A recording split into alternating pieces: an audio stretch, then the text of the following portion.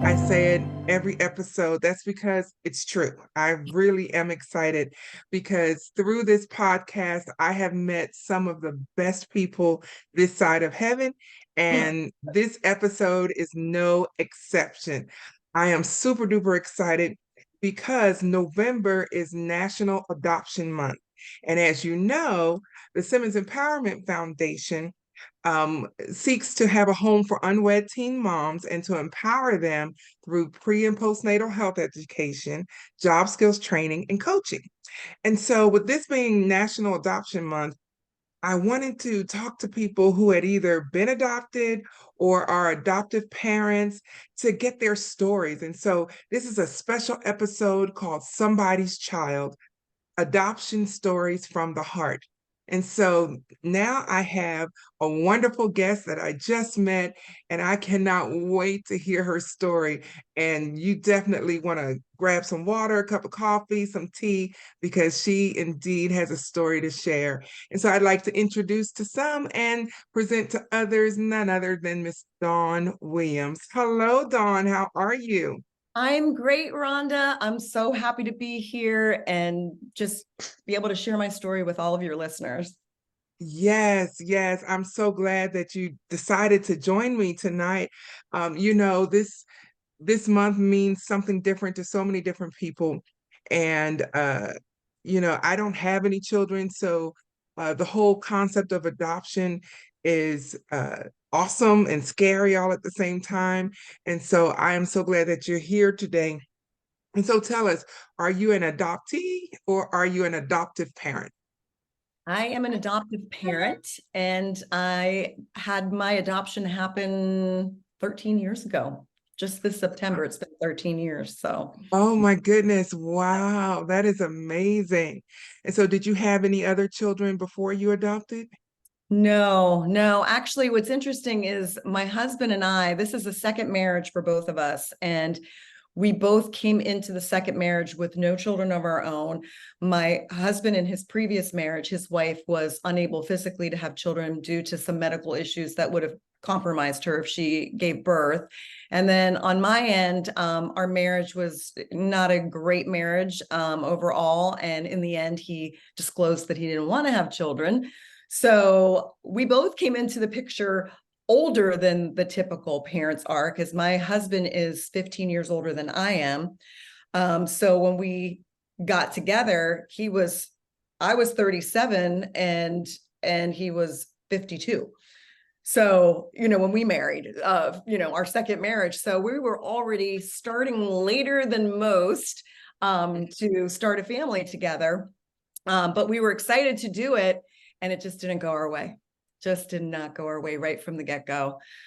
So we had a long infertility journey. And literally, when you are over 35 years old, if you do not conceive within the first 6 months of trying, without protection, obviously, then they encourage you to get testing, because it's, as we age, women, as we age, our egg vitality and the number of our eggs just reduces and reduces. So I went in for testing, and my husband went in for testing it, and there were fertility issues on both of our parts. So doctors gave us at that time, which was quite disheartening, a 1 to 2% chance of it ever happening naturally because of both of our issues. And I know it's heartbreaking, because I was one of those ones, and I don't know what your story is, Rhonda, but I was one of those girls who was like, ever since she was little, wanted to be a mom. And, I babysat when I was little, and I became a teacher. I worked in daycare and an infant room. I mean, I had the vision of a couple of children and just, being a stay-at-home mom. So that was my dream. So, I know women out there who may be in a similar boat, whatever it might be in your life, when you want something and you dream about it and you can see it, taste it, touch it, feel it, the whole bit, and it just doesn't happen, and it doesn't happen. And there's no sense of control. There's total uncertainty if it will and whenever it may happen. And for us, it was a 6-year long journey, and everything was tried, Rhonda. I'm talking, we had prayer groups praying for us. I had the priest, I was raised Catholic. I had a priest come to my home, did special blessings. We did acupuncture. We were in a health and wellness program where we travel. I live in Pennsylvania, where we travel to Maryland once a month at least, that back and forth. And we were on a health and wellness program for 2.5 years, which was intense. That really helped to put your body in a physical state to really be as healthy as it could be. Where you were like, I'm talking, you were eliminating everything, Rhonda. Like everything had to be organic. There was no dairy, no sugar, no alcohol, no caffeine, no white bread, I mean, everything was taken, and you were adding homeopathics on a schedule, supplements on a schedule. And we did this for 2.5 years, no baby. I quit my job to kind of eliminate the stress that I was experiencing. I was a guidance counselor in an elementary school, so I was around children all the time, and kind of hoped I'd have my own. And then we did all of the medical treatments as well. So we did IUI, which is intrauterine insemination. So we did 3 of those. They all failed. Then they recommended we go right to the in vitro fertilization. Actually, they recommended that to begin with. They really didn't think the IUIs would work for us, and they were right, but we thought we would try them anyway. And the in vitro, I barely met the criteria to move forward with that, because what happens when you do in vitro is you're given hormonal shots to hyperstimulate the ovaries so that the ovaries produce more eggs than natural, so that when they retrieve the follicles that houses the egg, you then can have, possibly multiple embryos formed with the sperm that they use, in the old Petri dish that they talk about. But in my case, typically when women do that, they get about 10 follicles that form. I had 4. And if you didn't have 4, they wouldn't allow you to go through with it. So it's constantly this very big emotional roller coaster, and everything is getting blood work taken, and you're late to work, and you're this, it's just very stressful time. And when I did have the eggs retrieved, the embryologist said, I can't guarantee anything, she said, but it looks like we have 3 good eggs, because out of the 4 follicles, 1 was empty. So we have 3 good eggs and we have 3 good sperm. I'm hopeful. At that time, I was still working as a guidance counselor, and she called me that next day and she said, I'm so sorry, but none of the eggs would fertilize. And I was so devastated in that moment, because it was like, I put so much into expecting that this was going to be our one and only chance. And it's very expensive to do in vitro fertilization.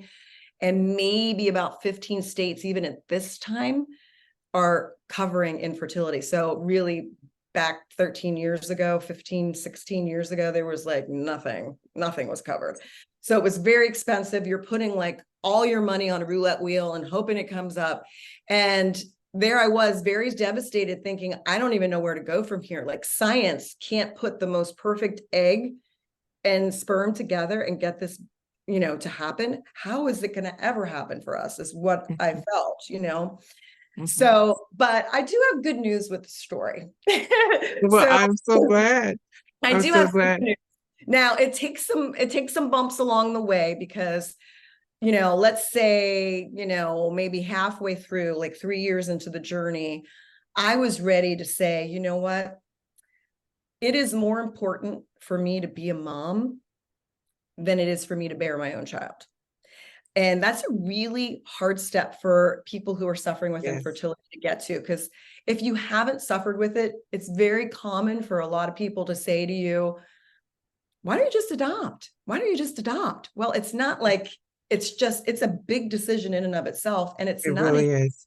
Yeah. And that's another expensive path, and not an easy path either. And, we all want to, I think it's just ingrained in us. We want to have our own children that are our genetics and our, it's from us, which is why everybody says, oh, he has your eyes and she's got your hair, your curly hair, or whatever, and that you're not going to have any of that if you choose to go the adoption route. However, I was able to get to a point where I was like, you know what?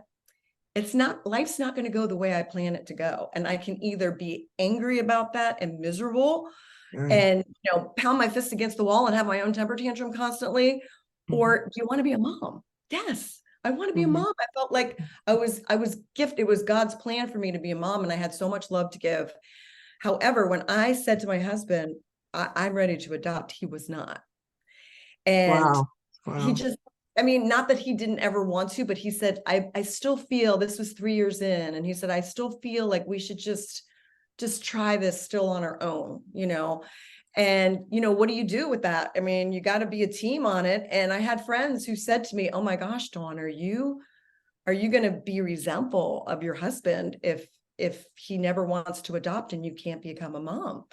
And I said, gosh, well, I hope not. I said, but I will not force this, because I feel like every child deserves to have parents who want them 100%. And I said, Absolutely. I'm not going to twist his arm and talk him into something. Like, this has to come from him. And so what we ended up doing is, my prayer groups that I had praying for us, this was so beautiful. They said, you know what, we're going to change our prayer, and my husband's name is Tom. And he's like, we're going to change our prayer, and we're going to change it to helping Tom's heart change towards adoption. And I just let it be.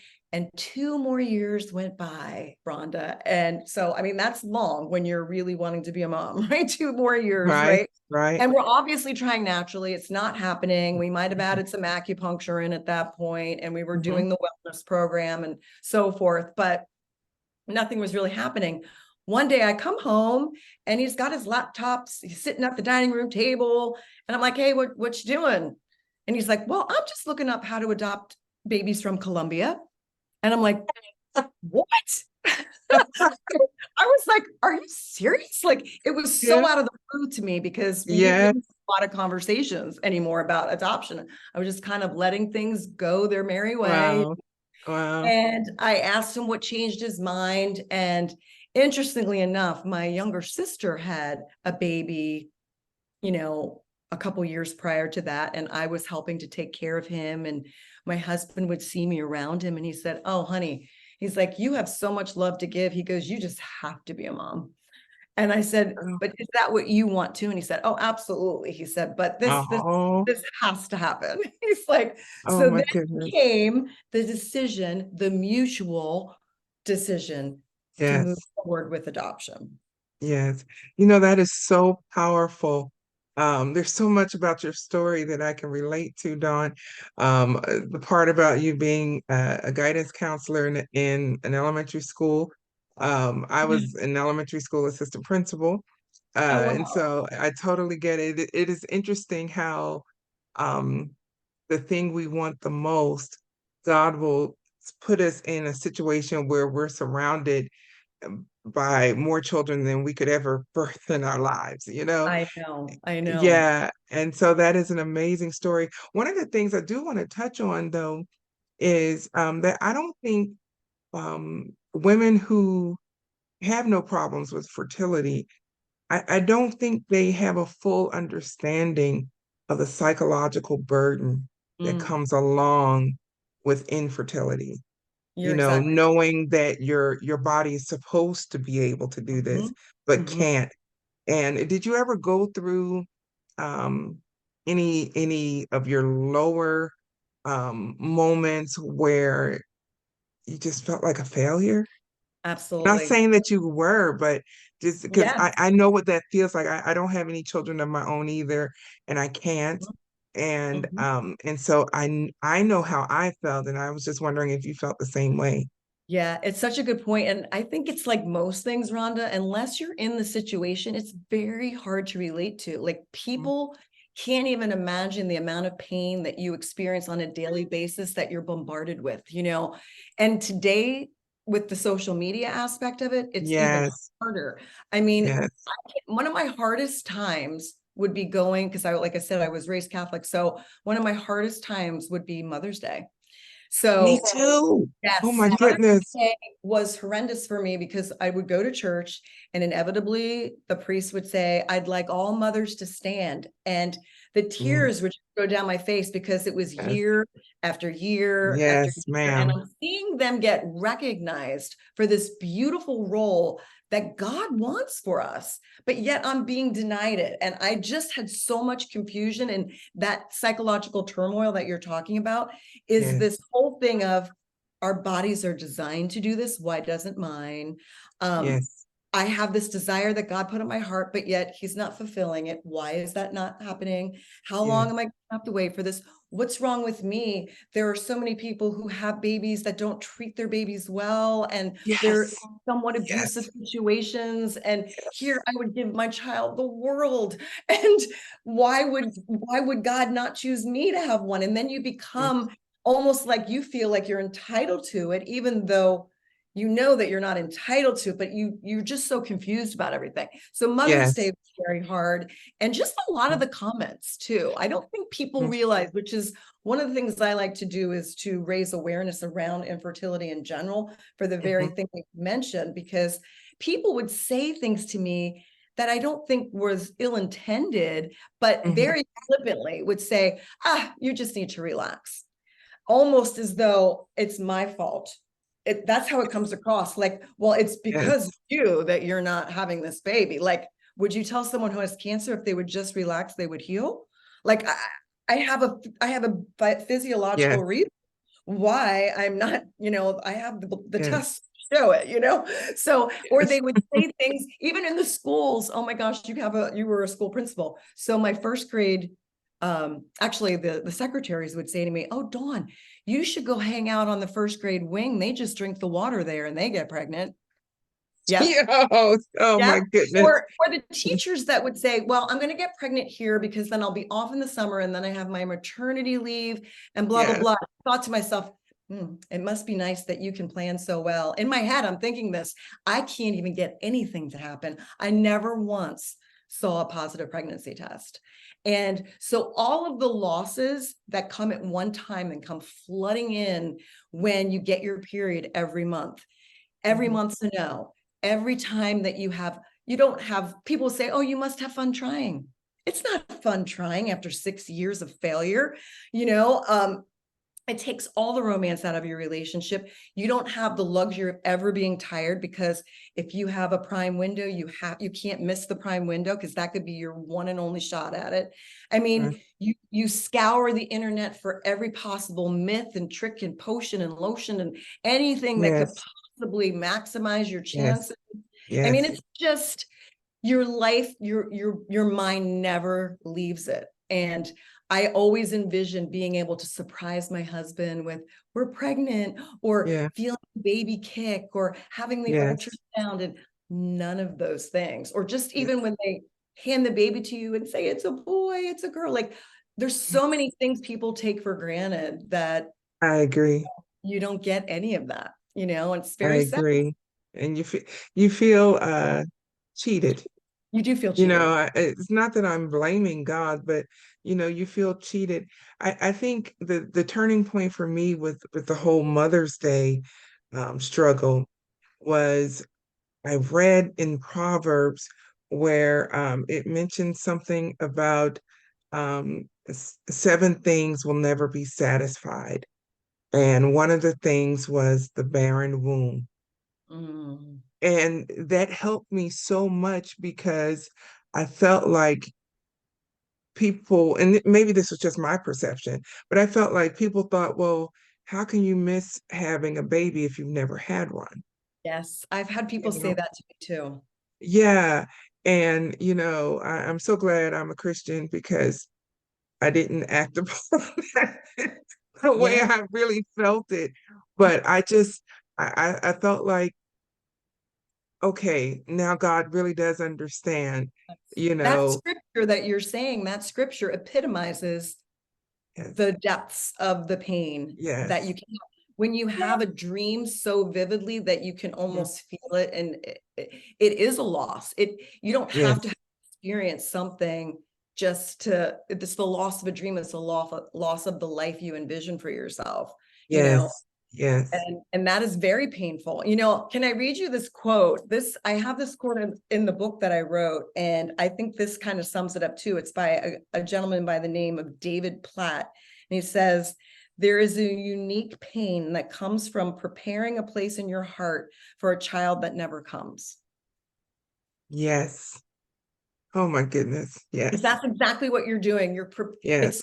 years and years of preparing a place in your heart for this emptiness that never gets filled. Like it's a Yes. very strong pain. Yeah. Yes. I'm so glad that you're so willing to share your story with me. And I feel comfortable talking with you as well. I remember before my husband and I got married, you should have full disclosure. And my infertility happened prior to us ever, starting to date or get married or anything. And even though he and I have known each other since childhood, I knew he didn't know about that. And I actually debated not telling him. Mm-hmm. And I remember I was talking to a pastor friend of mine, and I was telling her about that, and she said, "You have to tell him, because Mm-hmm. if you start your marriage out on a lie, you are doomed for failure." And she said, and that would be a really big lie, Yeah. you know. You know what? And It was probably fear, right? It was the fear of, just like you said to me before, when you said, feeling like, that you're a failure in some part. Would he not see you as the full woman? Would he not put you in that same perspective that he sees you now if he knows this piece of you? There's that doubt, there's that fear, and that's where it was stemming from, right? yes, absolutely, absolutely. And I'll never forget the day that I told him, and I was so nervous because I didn't know which way it would go. And my pastor friend told me, she said, well, one thing about it, if you tell him now before you get married, you'll get a chance to see his response, and that'll tell you everything you need to know. It's And true. uh, and I told him, and I to this day I remember his response. There was not a hesitation. There was not that look of, well, this changes everything. Yes. Uh, yeah, his response was, we've known each other since we were two, when you had no children. All these years, I've known you and you've had no children. He said, the way I see it, nothing has changed. He said, No, I'm in love with you, not that's so not the beautiful. children. Wait, what? He's a keeper. Yes, he is a keeper, but you know what? They were very right, because that does tell you everything, because He does. and then the fact that you were honest and you're open with him, and it's true. It's like he loves you for you. That just Mhm. is an adjunct to just expansion of what the two of you should Yes. be that's beautiful. Absolutely. Absolutely. Well, Dawn, you brought up a book that you've written. And so since you brought it up, you got to share it with us. Let us know where Yeah, we can find it and what it's I can about. show you the cover of it too. This is what it's the Pretty in Purple. Oh, And wow. yeah, it's called Free to Conceive. It is available on Amazon. And I wrote this book because it is the book that I wish would have been there when I was going through this infertility journey. Because if I could sum up in like one sentence, what I really needed at that time was for the pain to end, that excruciating pain, and to get this baby to come into my life somehow. Like those were the Yes. two things I needed. And there was nothing out there helping me with that. And Yes. I just released this book in May. So God is using me in this big way after my child that I ended up adopting is 13 years old. We adopted her as a newborn baby. So I got to have as much of the full experience as I possibly could with adopting a newborn and being available there for the birth and everything. But my point is 13 years after that, which means 6 years of infertility, she's 13. We're talking almost 20 years later that I write this book. But the timing is perfect because I did so much personal development in these last 10 to 15 years that what I learned are the gems of wisdom that I included in this book to provide women who are in the same boat I was back then, that are longing for something, for somebody to understand what they're going through, to help them figure this whole thing out, find what the right path to motherhood is for them, and to have it be a peaceful path and a peaceful journey. I mean, that alone is success. And I offer something in the book, as you can see on the cover, there's a star. So it's a 5-point superstar method that I put in the book that enables them to determine what are the barriers that are getting in the way of them having ideal conceptions for motherhood to happen for them. And they get to identify those in the book. They get to learn how to remove those so that basically they are free and open to conceive motherhood in whatever way is right for them. And I offer them coaching if, one-on-one if they choose to go that route, if they want help with that. So Oh, that is so exciting. It seems like the last couple of weeks, Dawn, I have had the opportunity to just talk to many women about how they've taken their pain and turned it into power so that they can help somebody else. And you are a testament of that. And I'm just so excited that you have shared your story with us. That is amazing. How was your husband's response? Once he got on board with adoption, how was his response from that point forward? oh my Like God. getting to the day of adoption. Yeah. And what's so interesting that you're saying that is when I was writing the book and I looked back on that exact thing, I saw that what I'm telling the women to do is what I naturally did in the adoption process, but I wasn't doing in the infertility part of the journey. So when Hmm. I switched how I was showing up and how I was mentally and emotionally and spiritually, when I changed that, Hmm. just flowed and things went so beautifully. And I'm like, wow, I should have done that before. But I'm going to teach them how to do it. But what ended up happening was we were both on the same page. I got a few referrals for adoption agencies to check in with. Now, the first two didn't go so well, Rhonda, because we were older. Now, at this point, I was 42 and he was 50, right, 42 and 57. Yeah. So that's Yeah. a lot. Yeah, that's getting up there, right? So what happens is these agencies said, you know what? I don't know how well we're going to be able to match you. They're like, because you guys are older and the birth mothers are very young and they're going to see you as grandparents rather than parents to their child. So they were very negative, the first two. And I was just like, oh my gosh, now I can't even adopt. It was just getting to be too much, right? So then I Yes. went to the third agency and hit the nail on the head, right? Like, I'm like, let's just approach this from the get-go. And I said, is our age going to be an issue?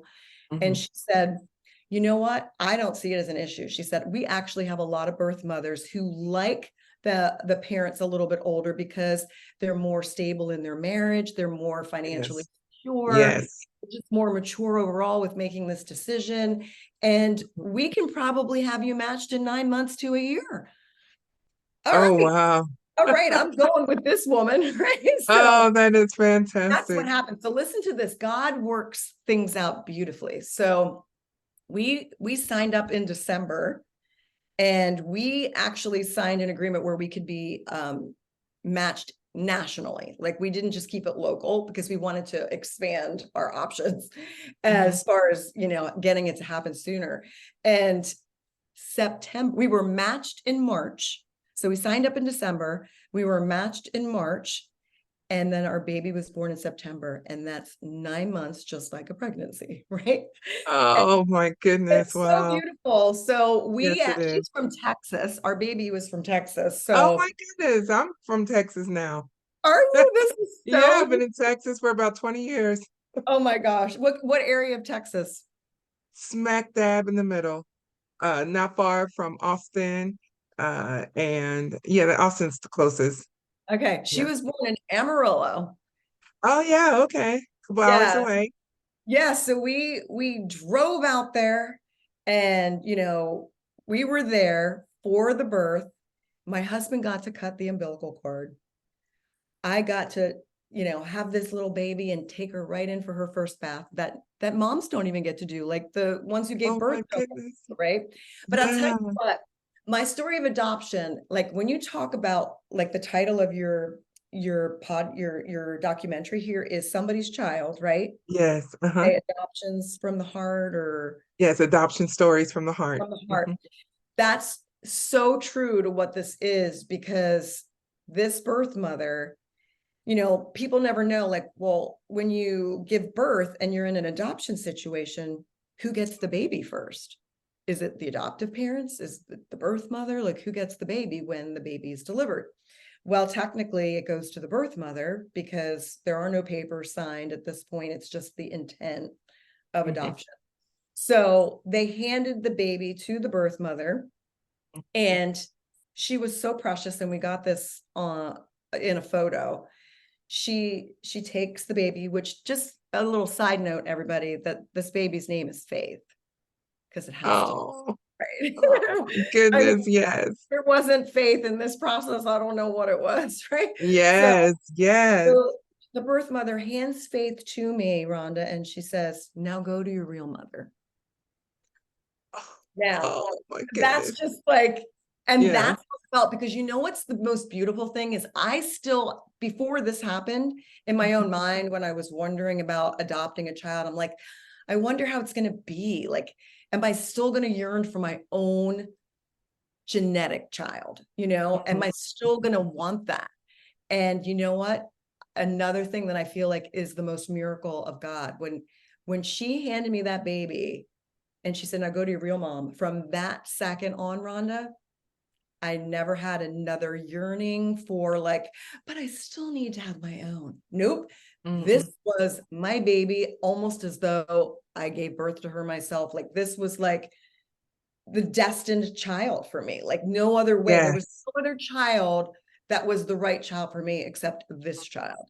And when you say Yes. somebody's child, I'm that somebody in this plan. It Wow. was meant to be Tom and Dawn's child, without a doubt. And it came to the point where I was like, it was worth all the pain, because Yes. it was Yes. worth all the pain because she's meant for us. Like, she's Mhm. the chosen one for us, Mhm. you And know? isn't it just like a birth mom? And even it's mentioned in the scripture how when a mother gives birth, the labor is excruciating, but as soon as the baby comes, all of that is just forgotten about for the joy of the baby being here. And Oh my so gosh, you got a that chance to analogy is experience. perfect, Rhonda. Yeah. Now that you're saying that, it's really making me think that the pain of those 6 years was like my labor, you know, Yes. an extra Yes. long labor. Yes. Yes. A The lot of longest. pain, right? So I did have pain. You're right. Like, there was labor involved in this motherhood for sure. Yes. Yes. Yes. And then it all just, oof. Yeah, Yeah. you're Yeah. right. That is so amazing. Only God knows how to do it. And Mhm. it's interesting because when we try to make things happen on our own, and even positive things like trying to have a baby, but when we're trying to do things on our own, it doesn't work out a lot of times. It doesn't we don't get the good feels that we Mhm. we want to have. And there's a whole lot of stress and tension involved. But isn't it interesting how, you can kind of be like that rat on a wheel, and then God just releases a blessing and poof, it's like I right know. there, you know, what you struggled for 6 years with, was done in 9 months, and God had the plan all the while, and you just had to get to that moment. That is Exactly. so amazing. So It's amazing. funny that you say that, because I had a friend of mine who, after the in vitro didn't work, she came into my office at the school, and she said, "Well, Dawn, it looks like, God closed the store for you."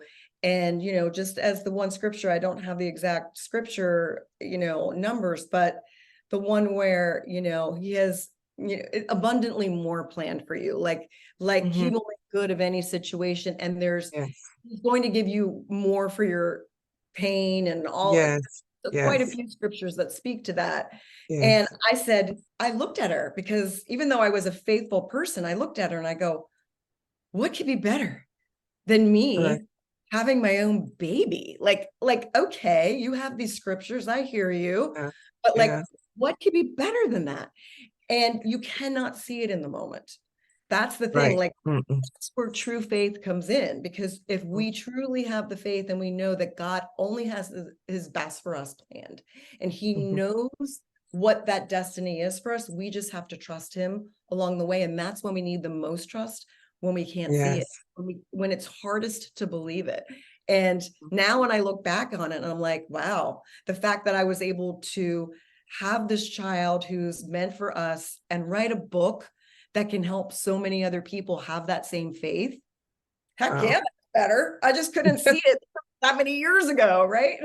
Yes, yes. Well, I tell you, your joy is contagious, absolutely contagious. And I'm so glad that you are sharing your story with me. But what folks don't know is that you have planned a surprise for this particular episode of our podcast. And I'm going to let you introduce your surprise because I know. I'm so excited. I will have to go sneak out and get her though, if that's okay. That is okay. I will talk until you get back. Okay. Okay.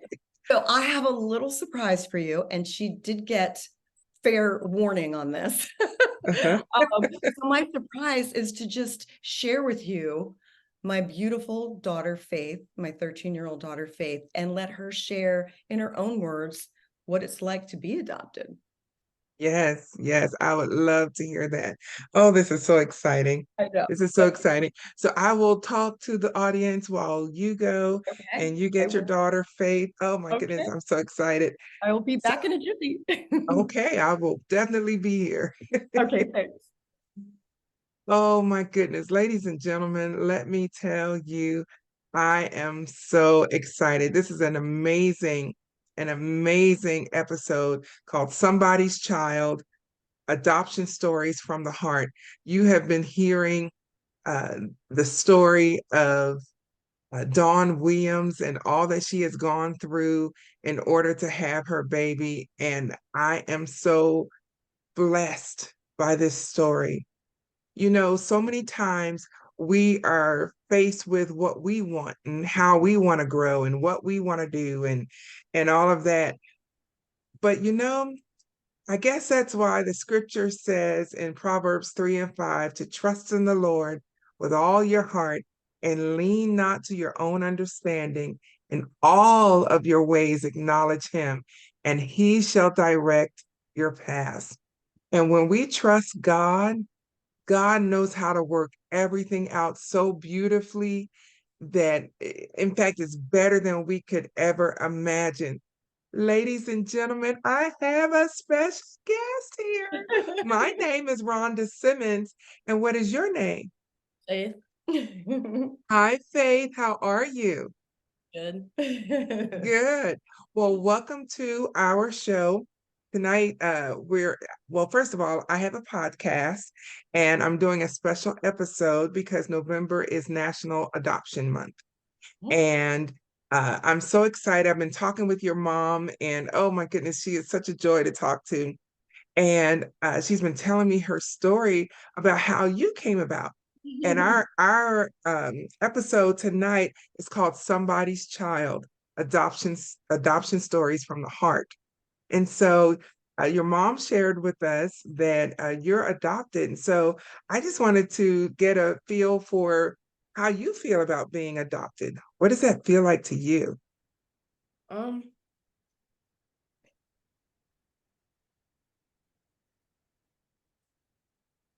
well, pretty cool, like knowing that I'm adopted because like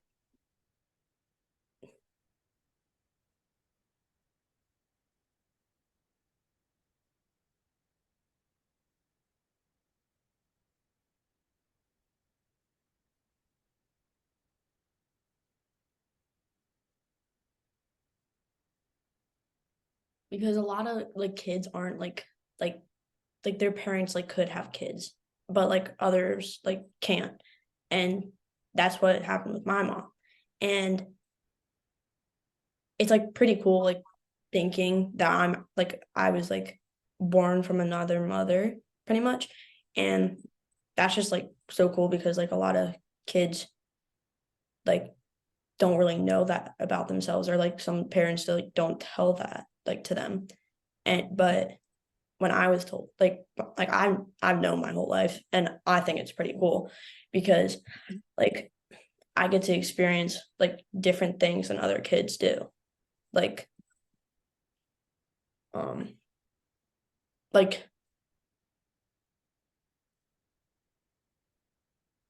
like some kids like say like, oh, my mom like told me this story like when she was pregnant with me, like when I was like when she was pregnant. I was like, okay, it's cool, but not gonna lie, I don't really care because I've never like heard like, I don't have my own stories of that, but I have like better stories than that. Like when like of like when I got adopted and like when I was born. Yes. Wow, that is amazing. And how do your parents treat you? Do they treat you like you're someone else's child, or do they treat you like you're theirs? Well, they treat me like they're theirs, but I was like, yeah. What were you gonna No, say? Well, Do you feel like Well, you don't belong to us? Or do you feel like you do belong to us? we look alike. So like It's true. She's like, we look alike. Like, it's so funny how God plans things like that. Like, yes, he put us together and people think we look alike anyway, you know? yes, yes, absolutely, absolutely. Well, I think you have the best mom. And do you ever wonder um, what your life could be like if it weren't for your mom and dad having so much love to give?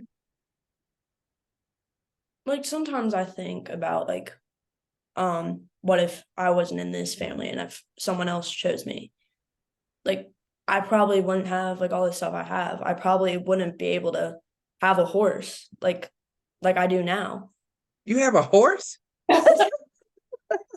You have a horse? No. I have two horses.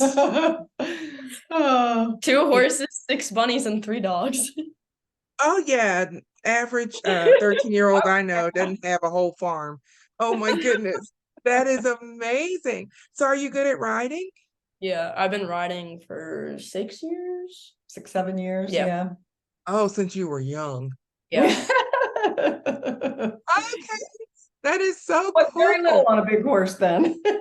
Wow. Wow, that is amazing. So, um, how do you feel, um, how do you feel about motherhood? Because one day you're gonna be an adult and you'll be faced with the decision. Maybe I shouldn't ask that question. Mom may not want me to ask you that question Fine. that It's all early. Yeah. good. But in light of your adoption, how does that make you feel about your future as an adult?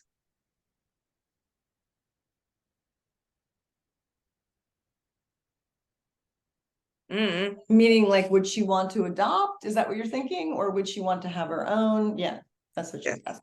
Well,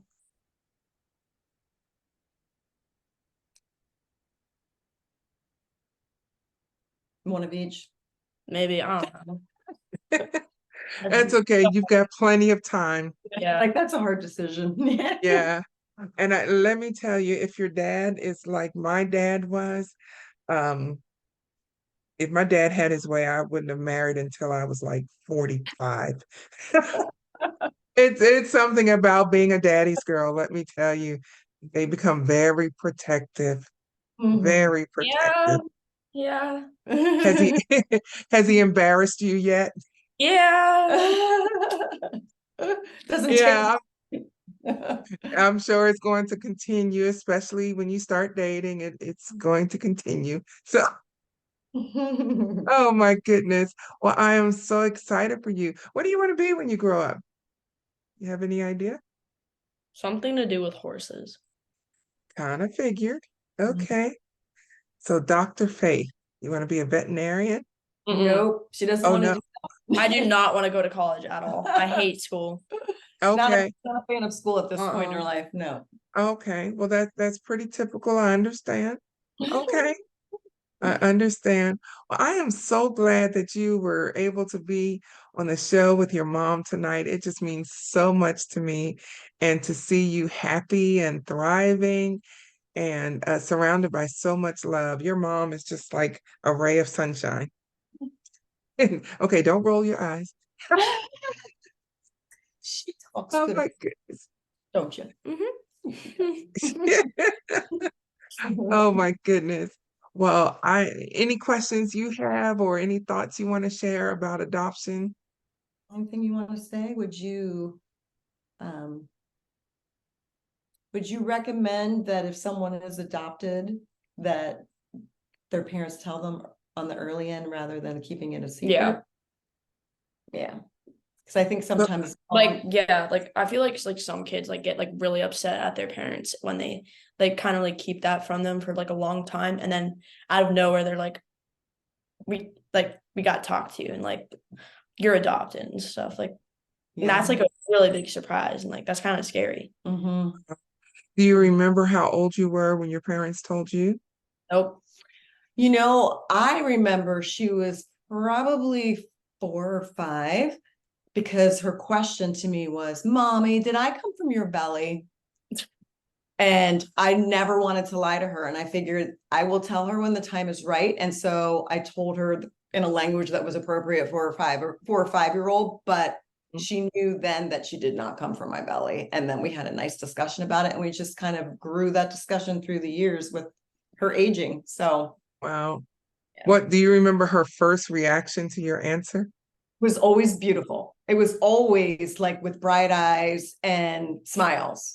It was because I always wanted her to see how much love was involved from her birth mother to us, and the love that her birth mother had to be able to give her a life that she couldn't give her the life that she knew this child deserved. And she knew that there were so many couples that were suffering and couldn't be Yes. the parents they wanted to be. And I said, you've got so many people that love you that you never ever have to doubt that you were wanted and chosen and so loved. And it's a beautiful thing that she was able to help mommy out, because some mommies can't, their body parts don't work well enough to be able to have babies on their own. And Yes. hopefully Absolutely. loving people like the birth mothers make that possible for us. So Yes. Yes. I'm Absolutely. grateful. Yes. Yes. I can tell. I can tell. That is so wonderful. I am so glad that you're both here. You have made my day. You really, really Aw. have. And I hope that your book sells, quickly and, and just keep selling, because you have a powerful story. And there are so many women who need to hear it. And like I said earlier, before Faith came in, I love how how you took, because this is definitely past tense, you took your pain and you Mhm. turned it into power. And I think that is an amazing thing. Faith, you are beautiful. Oh, You Thank really are. I have You to really are. agree. Yes, yes. Now, Faith, do you think you'll ever meet your birth mom? Oh yeah, definitely. Mhm. I'm excited for Okay. that. Yeah. We've talked about it, and Yeah. she asked me when, and I don't really have an answer for an exact date or age, but I said to her, we will definitely make it happen. I would want to do the same if I was in her position, so I get that.